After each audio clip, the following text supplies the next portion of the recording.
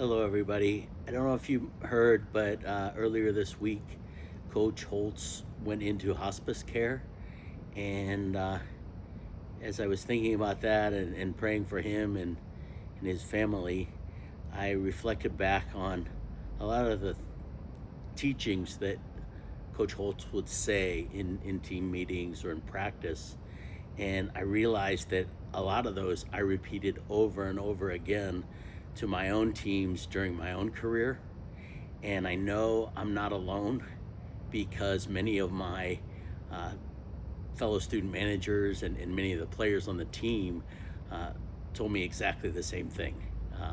That they found themselves motivating their team members uh, after Notre Dame with things that Coach Holtz taught us. So I wanted to share some of those with you here. Um, Contrary to what many of my friends and family think, I did not spend a great deal of time around Coach Holtz.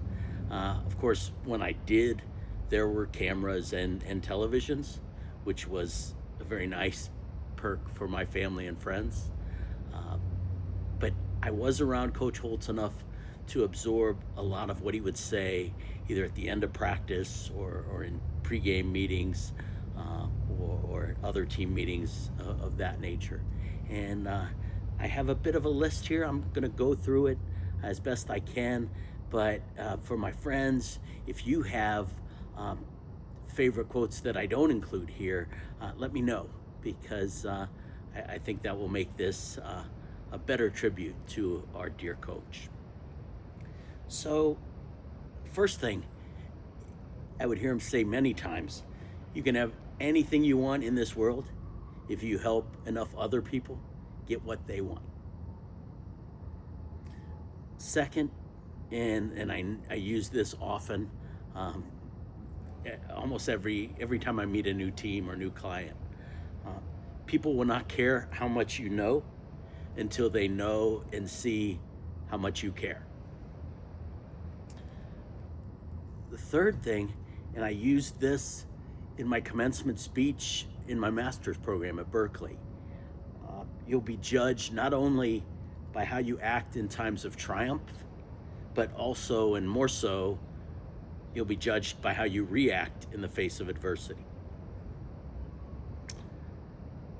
A quip that he liked to use on television quite a bit: when all is said and done, most certainly more will be said than done. I like that one. Something he taught us all the time when we were playing teams from the Atlantic Coast Conference, or teams that rely on trick plays. He would say, if a team has to rely on a trick play to beat you, that means they don't think they can beat you straight up. They know they're not as tough as you are. Same goes for business. If our competitors have to rely on deception or subterfuge, they know their product and their service is not as good as what my team's product and service is. One thing he often presented in his professional speeches, Coach Holtz spoke for a long time via the Washington Speakers Bureau. He would read the poem "The Builder," which is really a paraphrase. He would paraphrase Edgar Guest. And the builder is, I'll read it for you.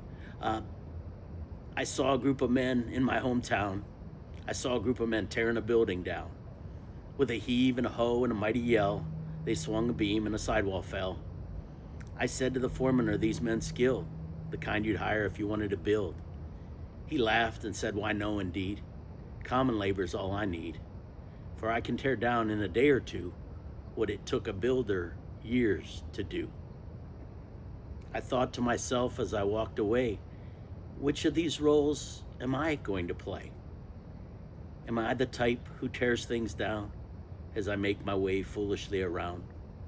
Or am I the kind who builds with care in hopes that my family, my team, my community will be glad that I was there? Another Edgar Guest paraphrase that Coach Holtz would talk about: particularly for all of us young men who were about to get married and embark on fatherhood. This was particularly poignant, and it was the name. And he would say, the name, you got it from your father, and maybe it was all he had to give, but it's yours to use and cherish for as long as you may live. If you lose the watch he gave you, it can always be replaced, but a black mark on your name, son, can never be erased. So guard this treasure wisely, for when all is said and done, you'll be glad the name is spotless when you give it to your son. Coach Holtz would often do, and I've probably seen it 15 times, the newspaper magic trick. And for those of you who don't know what I'm talking about, I will put a link down below of a YouTube video that shows him doing this trick. I never knew how he did it. I still don't know how he did it, but it was a great motivational tactic, and it was a bit dated now because who reads an actual newspaper anymore? But he would start with a brand new newspaper, and as he was telling the story, he would tear strips and sections off the newspaper, and he'd say, the newspaper has everything, something for everyone. It's got the comics for people who can't read. It's got the editorial section for people who can't think. It's got the sports page for all of you. And for some reason, you gentlemen are feeling sad and you're ready to lay down and die because you read your obituary in the newspaper. And when he would get to that last sentence, all those sections he had been tearing out, he would do a flick of his hand and the original newspaper would magically reappear. It was a great trick and great motivation, meaning teaching all of us, don't read what they say in the paper, especially if all the sports writers think we're going to lose. On winning, Coach had a very good perspective. He'd say, I've been on top and I've been at rock bottom, and I'll be both places again. You're never as good as they say you are when you win, and you're never as bad as they say you are when you lose. Another comment I used with my tech teams so many times when we'd be on long projects that would last 3 years and we'd do a section at a time, I'd say, look, when we would reach one of those milestones, I'd say, we're not where we need to be, not where we should be, not where we want to be, we're not even where we deserve to be, but when we go home tonight, let's thank God we're not where we used to be. Coach, again, a master motivator. He would take teams through a positive section or a relaxation session the night before a game. And essentially he would say, before the game, close your eyes, relax for a few minutes, and visualize the outcome that you've been working so hard for all week. Tony Rice, you're throwing a beautiful pass to Rocket Ismail. Rocket, you're catching that pass in stride and outrunning the defenders. Ricky Waters, you're going to execute the punt return beautifully. Jerome Bettis, you're going to take the ball from the quarterback and bowl your way into the end zone. It was brilliant, and it worked over and over again.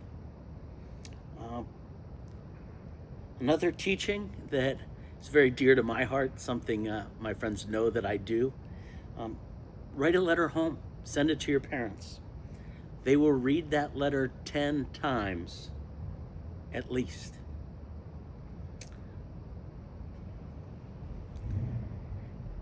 This next quote is an Oliver Wendell Holmes quote, or maybe Ralph Waldo Emerson paraphrase, but he said it so much it's really attributed now with Coach Holtz. What lies behind us and what lies before us are tiny matters compared to what lies within us.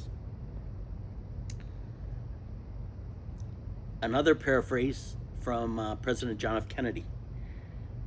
Coach Holtz would say, don't accept second place when the top spot is available. If you do that once, you have the tendency to do that for the rest of your life. Another one, very popular on t-shirts and locker rooms. Ability is what you're capable of doing. Motivation is what determines your actions. And attitude is what determines how well you do them.